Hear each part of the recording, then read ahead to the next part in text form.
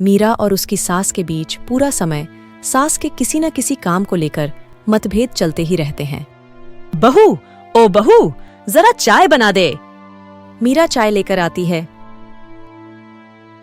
ये लीजिए, और कुछ चाहिए? चाय पीने के थोड़ी देर बाद सास दोबारा मीरा को आवाज लगाती है। बहू, अरे ओ बहू, आजकल सर्दियों में गाजर बहुत अच्छे मिल रहे हैं, जरा हलवा तो बना दे, मीठा खाने को मन हो रहा है। इसी तरह मीरा की सास पूरा समय कोई न कोई काम बताकर उसे रसोई से बाहर तक निकलने नहीं देती।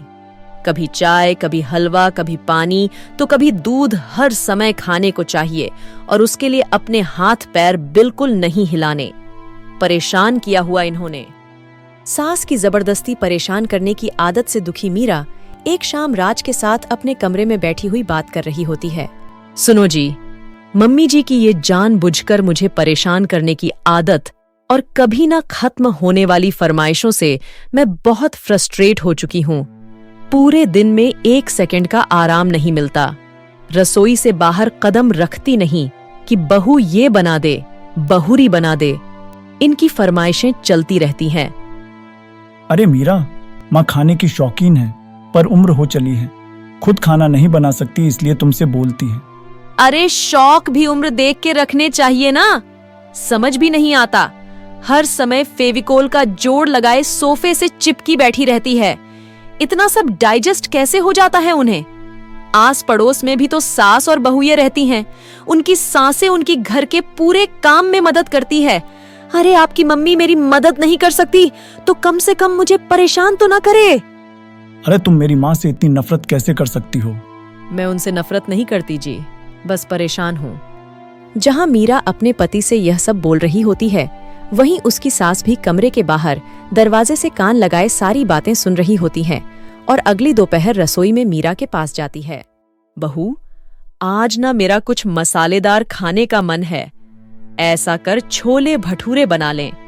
और हाँ, जितना मसाला बातों में मिलाकर पति को सुनाती हो ना, सब्जी में भी वैसे ही डाला करो, खाना स्वादिष्ट बनेगा। सास की बात सुनकर मीरा हैरान रह जाती है। मतलब अब पूरा समय मुझ पर हुक्म चलाने के साथ बंद कमरे में हुई पति पत्नी की बीच की बातें भी सुनती है।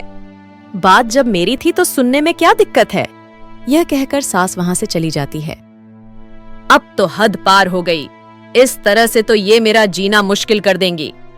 मीरा सास की हरकतों से परेशान उसका हल सोचने लगती है और इसी तरह कुछ दिन बीत जाते हैं जिसमें सास का जन्मदिन आता है। मीरा बहुत खुशी के साथ अपनी सास को एंड्रॉयड मोबाइल गिफ्ट करती है। मम्मी, आपको सबसे बात करने के लिए बहुत दिक्कत होती है ना? कभी राज तो कभी मुझे बोलना पड़ता है, पर इस मोबाइल से आपको कोई दिक्कत नहीं होगी। एक जगह बैठे बैठे बहुत कुछ कर सकती हैं। अब मोबाइल देख सासू माँ खुश हो जाती है, पर उसे इस्तेमाल करना तो आता नहीं, इसलिए साइड में रख देती है।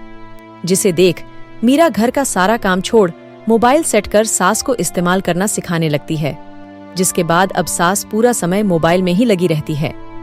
हाय, जब से मम्मी को मोबाइल मिला है मेरी लाइफ में कितनी शांति आई है।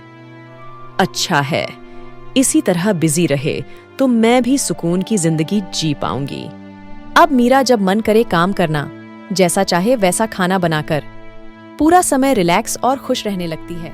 क्या बात है, आजकल तुम बहुत चहक रही हो। अरे मम्मी जी से छुटकारा जो मिला है, अब ना फरमाइशें, न छिप छिप कर बातें सुनना। अच्छा, तो मोबाइल गिफ्ट करने की ये स्कीम थी। इसी तरह दिन बीतते हैं और अब मोबाइल पर लगी सास फरमाइशों की जगह सवालों के लिए बहू को आवाजें लगाना शुरू कर देती है। अरे बहू, सुन तो देख जरा, किसी का फोन क्यों नहीं मिल रहा? रिचार्ज खत्म हो गया है।